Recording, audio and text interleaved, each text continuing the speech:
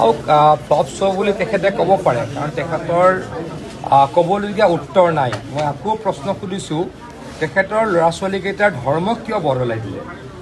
তৰুণ গগৈ ডাঙৰীয়াৰ নাতি আজি এজনো হিন্দু নহয়, আৰু তেখেতে গৌৰৱ গগৈ ডাঙৰীয়াই নিজে এখন চিঠি লিখি পেলাই ক'লে যে তেওঁ বৰ্তমান আৰু হিন্দু নহয়।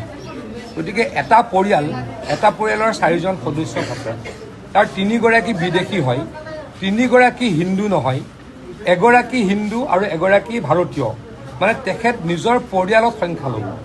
আৰু যিগৰাকী ব্যক্তিয়ে অসমৰ মুখ্যমন্ত্ৰী হোৱাৰ দিবা স্বপ্ন দেখে, যিগৰাকী ব্যক্তি কংগ্ৰেছ দলৰ লোকসভাত ডেপুটি লিডাৰ, যিগৰাকী ব্যক্তিৰ পৰিয়ালৰ 3গৰাকী ব্যক্তিয়ে ভাৰতীয় ৰাষ্ট্ৰীয় পতাকাক চেলুট কৰিব নালাগে, ভাৰতীয় ৰাষ্ট্ৰীয় গান গালে উঠি দিব নালাগে।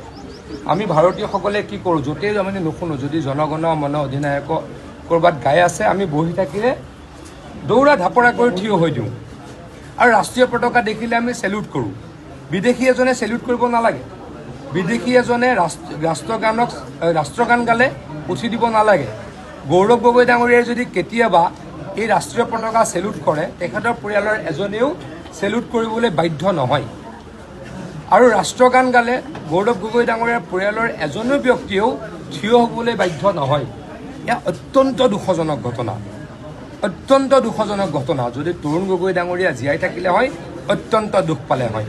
গৌৰৱ গগৈ ডাঙৰীয়া, এতিয়াও সময় আছে, আপোনাক অনুৰোধ কৰিছোঁ, যেনেকৈ আপোনাৰ দলৰ নেত্ৰী ছোনিয়া গান্ধী ডাঙৰীয়ানীয়ে ইটালিয়ান নাগৰিকত্ব এৰি ভাৰতীয় নাগৰিকত্ব ল'লে, আপোনাৰ পত্নীকো পাৰিলে ভাৰতীয় নাগৰিকত্ব দিয়াওক।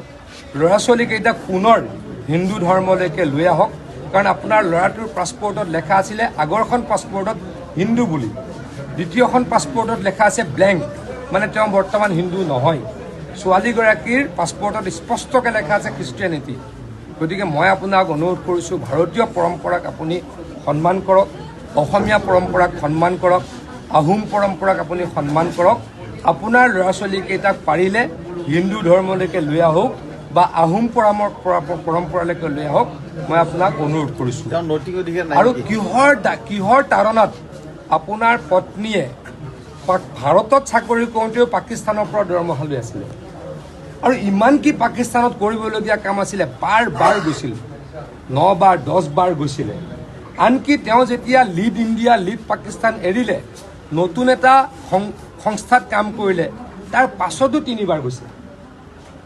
আপোনালোকে গোটেই কথাখিনি চাব, মুখ্যমন্ত্ৰী ডাঙৰীয়াৰ প্ৰেছ মিটত জল পটকৈ দিয়া আছে, আৰু ফুল্লি অথেণ্টিকেট কৰা আছে, আৰু গোটেইখিনি ডকুমেণ্টেড কৰা আছে, উইথ ডকুমেণ্ট দিয়া আছে। গতিকে এটাও ভুল নাই।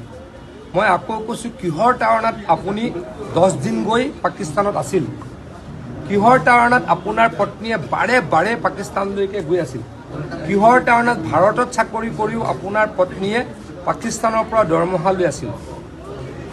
কিহৰ তাৰণাত আপোনাৰ পত্নীয়ে CDKN বা লিড ইণ্ডিয়া লিড পাকিস্তান এৰি দিয়াৰ পাছতো, নতুন এটা সংস্থা জইন কৰাৰ পাছতো 3 বাৰ 4 বাৰ পাকিস্তানলৈকে গৈ আছিল?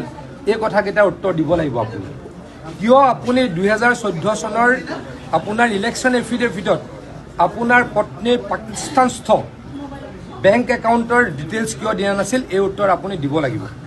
আপুনি আবুল তাবুল বকিলে, চালে বৰে কোবালে আপুনি অসমৰ মানুহক আবুৱা বাঢ়িব নোৱাৰে। আপুনি বিচৰা বাতৰি পাব কেৱল নিউজ 18 এপত।